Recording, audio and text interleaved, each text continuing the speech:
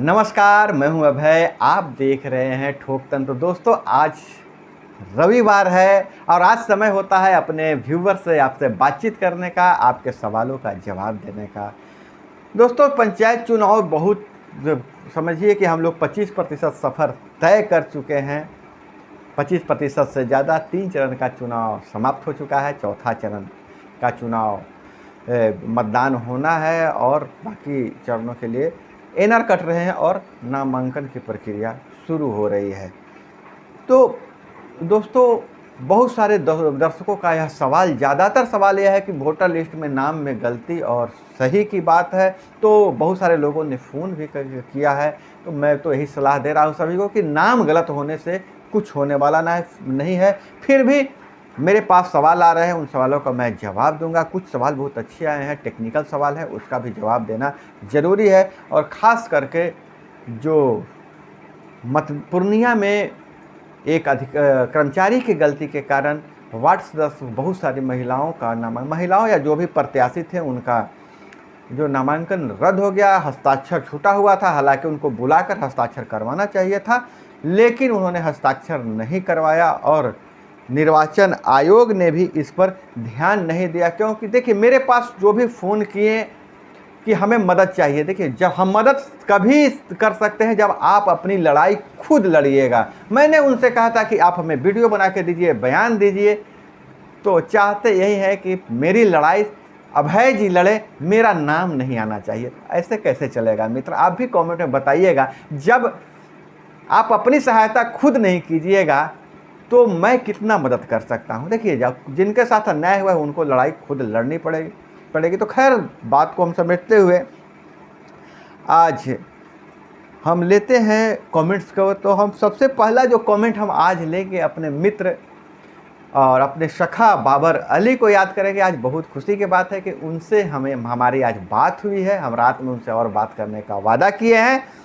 तो बाबर अली जी का कमेंट है, आज अभय सर से बात हुई है, बहुत बहुत धन्यवाद।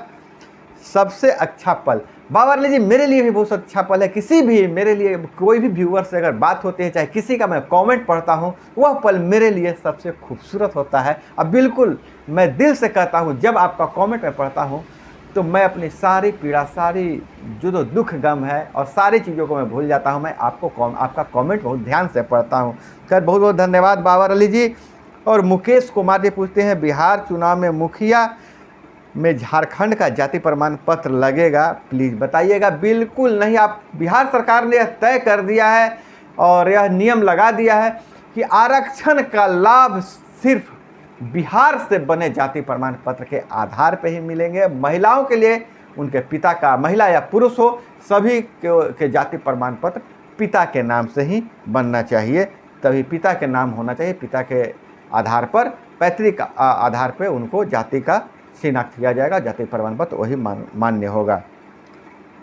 सन्नी कुमार जी कहते हैं कि क्यों नॉमिनेशन रद्द होने का मुख्य कारण क्या हो सकता है? क्योंकि तैयारी बहुत रहता है चुनाव का और नॉमिनेशन रद्द हो जाता है तो बहुत तकलीफ होता है। सन्नी कुमार जी, बिल्कुल आप सही बात बोल रहे हैं।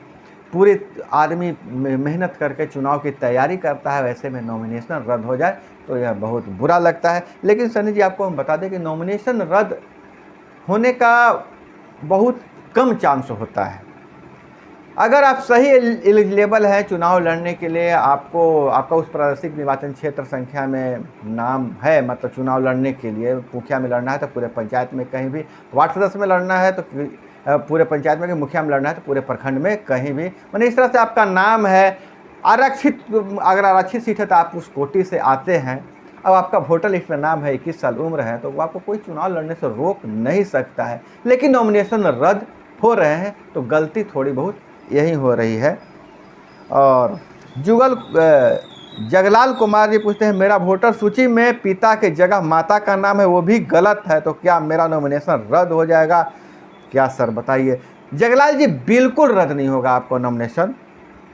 चुनाव आयोग ने कहा है कि अगर मतदाता सूची में नाम, पिता में टाइटल, ये सब गलती है तो गलत है। यह गलती तो आपकी नहीं है, गलती तो निर्वाचन आयोग की है और उसके आधार पर नॉमिनेशन रद्द करने का निर्देश नहीं दिया गया है। खैर, आपके जो प्रखंड में हेल्प डेस्क है वहाँ से भी आप पता कर लीजिएगा। मंजू यादव जी पूछते हैं, सर सरकार जितनी योजनाएं निकाल रही है हम तक कहां पहुंच पाती है, सभी अधिकारी मिल बटर खा जाते हैं, अब सर इसके लिए क्या किया जाए। देखिए मंजू यादव जी, वहाँ चुनाव हो गया है आपके यहाँ लगता है, और आप जानना चाहते हैं कि क्या किया जाए, तो थोड़ा चुनाव हो जाने दीजिए सब जगह, तो सभी के लिए इकट्ठे वीडियो मैं बना दूंगा कि आप कैसे अपने पैसों की निगरानी करें और कैसे अधिकारियों से बचाएं और ईमानदारी से काम करके भी यश और धन दोनों अर्जित किया जा सकता है।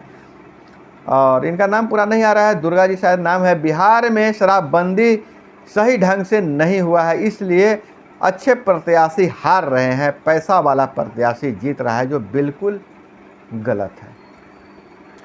अच्छा और बुरा प्रत्याशियों, कौन प्रत्याशी अच्छा है और कौन प्रत्याशी बुरा है, यह तय करने का जिम्मा हमारे मतदाता का है। और मतदाता को अगर शराब से प्रभावित किया जा रहा है, बिल्कुल आप कह रहे हैं शराबबंदी सही से नहीं लागू होने के कारण कुछ मत को प्रभावित किया जाता है, फिर भी अच्छे लोगों को अच्छाई से मुंह नहीं मोड़ना चाहिए। हम आपसे बहुत हद तक आपकी बात से मैं सहमत भी हूँ। पूनम कुमारी जी पूछती हैं, न्यू वार्ड सचिव बनने पर क्या नया सचिव का चुनाव होगा, पुराना वाला ही रहेगा? पूनम जी पूछ रही हैं क्या मतलब नया वार्ड में चुनाव हो जाएगा तो वार्ड सचिव जो है सो पुराना वाला ही रहेगा कि नया वाला ही रहेगा? देखिए मैं विवाद में नहीं जानना चाहता हूं, लेकिन आपको मैं बता दूं कि वार्ड सचिव का चयन हुआ है, न कि नियुक्ति हुई है। जो चयन हुआ है तो 2 साल के लिए चयन हुआ था, वार्ड की समिति ही जब भंग हो गई तो सचिव कैसा। खैर जो भी नया निर्देश दिशा निर्देश आएगा मैं आपको बताऊंगा, लेकिन अभी तक जो नियम के अनुसार नए जो सत्र में नए सचिव का चुनाव होगा, क्योंकि उसके अध्यक्ष ही बदल जाएंगे। अमित रंजन पूछते हैं, प्रादेशिक निर्वाचन क्षेत्र में कौन सा लिखता है, वार्ड नंबर या पंचायत का नाम लिखना है, मतगणना जिला में होता है या प्रखंड में? अमित रंजन जी का 2 सवाल है। प्रादेशिक निर्वाचन क्षेत्र जो आप लिखे हैं, प्र दे के सुनना, 6 दे के सुनना, उसको कहते हैं प्रादेशिक निर्वाचन क्षेत्र। आपको बता दें कि हर पद के लिए एक प्रादेशिक निर्वाचन क्षेत्र होता है। आप किस पद पर से चुनाव लड़ रहे हैं वो पहले पता कीजिए। अगर आप वार्ड से चुनाव लड़ रहे हैं तो आपका पंचायत में जो जितना वार्ड संख्या है, मान लीजिए कि 3 से, तो आपका प्रादेशिक निर्वाचन क्षेत्र 3 हो जाएगा, 4 से तो 4 हो जाएगा। और वहीं अगर आप मुखिया या सरपंच से चुनाव लड़ना चाह रहे हैं तो प्रखंड में पता कर लीजिएगा, चाहे आपके वोटर जो मतदाता सूची है ना उसमें लिखा हुआ रहेगा प्रादेशिक निर्वाचन क्षेत्र। मुखिया के लिए प्रादेशिक निर्वाचन क्षेत्र संख्या कितना है तो वह पता कर लीजिएगा कि मेरा पंचायत का कितना नंबर है, तो उस नंबर को भर देना है। जिला परिषद के लिए अलग नंबर है, और पंच के लिए जो वार्ड का है वो पंच का नंबर है, और पंचायत समिति के लिए अलग है। जैसे एक प्रखंड में 20 पंचायत समिति क्षेत्र हैं तो 1 से लेकर 20 तक प्रादेशिक निर्वाचन क्षेत्र संख्या तय किया गया है। प्रखंड का राज्य निर्वाचन आयोग द्वारा वो आपको पता चल जाएगा, आप वहाँ से ब्लॉक से ले लीजिएगा। शशि रंजन जी पूछते हैं मुखिया कम उम्र में कैसे जीते? देखिए उम्र का तो कोई मतलब नहीं है, कम उम्र वाले मुखिया जीत सकते हैं, लेकिन आपको विश्वास दिलाना होगा मतदाताओं को कि आप परिपक्व है। खैर इस पर अलग से वीडियो बनाई जाएगी। राजीव कुमार, हेलो अभय सर, क्या प्रस्तावक का कोई घर का हो सकता है? बिल्कुल हो सकता है, घर का हो सकता है, ब्लड रिलेशन का हो सकता है। बहुत सारे लोग कमेंट में करते हैं, कुछ फ़ोन से ही पूछते हैं कि पति पत्नी। एक तो पूछ रहे थे कि सर से हमको दूसरा प्रत्याशी कह रहा है कि पत्नी का हम प्रस्तावक नहीं बन सकते हैं, तो मैंने पूछा कि आप ब्लॉग में पूछे हैं, हम क्या बताएं? तो बोले आपने बताया कि बन सकता है, लेकिन हमारे पड़ोसी बोल रहे हैं कि नहीं बन सकता है। तो मैं उनसे पूछा कि आपने ब्लॉग में पूछा? तो उन्होंने कहा कि हाँ ब्लॉग में पूछे हैं। तो वहाँ क्या बताया? तो बोले सर जो आप बोल रहे हैं वही बोल रहे हैं। भाई आप पड़ोसी के चक्कर में नहीं रहना है, जो नियम है उस नियम को मानिएगा। बिल्कुल कोई भी प्रस्तावक बन सकता है घर का सदस्य। जीपी गुप्ता जी, प्रचार बहुत है वीडियो में, प्रचार कृपा कम करें। देखिए प्रचार मैं नहीं लगाता हूँ, प्रचार गूगल वाले लगाते हैं। अब गूगल वाले से बात करना होगा कि वो प्रचार क्यों दे रहे हैं। खैर कोई बात नहीं है। सरकार ने नियम तो बना दिया लेकिन दबंग मुखिया चलने नहीं देंगे। अभी हारे हुए वार्ड सदस्य नल जल बंद कर दिया है, सुझाव दें। शिवान गुलशन जी, शिवानी जी पूछ रही हैं। शिवानी जी, जो अगर हार के नल जल बंद कर रहे हैं तो अगली बार भी अपनी हार के लिए इबादत लिख रहे हैं। इस खैर तुरंत तो सब नॉर्मल हो जाएगा, शपथ ग्रहण होने दीजिए, नल जल आपके शुरू हो जाएगा। ये सब चलता है, छोटा मोटा चलते रहता है, पंचायत की राजनीति है। प्रस्तावक एक या एक से अधिक बन सकता है। उपेंद्र कुमार कह रहे नहीं, एक ही प्रस्तावक पंचायत चुनाव में बनाने का ही मतलब नियम है। जो नियम है वही आप पालन कीजिए, गवाह भी एक है। समरेश कुमार जी पूछते हैं, अभय जी अनारक्षित सीट है बट हम एससी कैटेगरी से आते हैं, जाति लगेगा कि नहीं लगेगा? मेरा वार्ड के लिए रसीद 125 रुपया में कटा है। देखिए, सामान्य सीट है तो आपको सामान्य जो शुल्क देना होगा वो समान शुल्क आप 125, शायद वार्ड सदस्य का 125 ही है ना, जो भी है। लेकिन वहाँ जाति आपको नहीं लगेगा, जाति प्रमाण पत्र नहीं लगेगा। सामान्य सीट के लिए जाति प्रमाण पत्र नहीं देना है।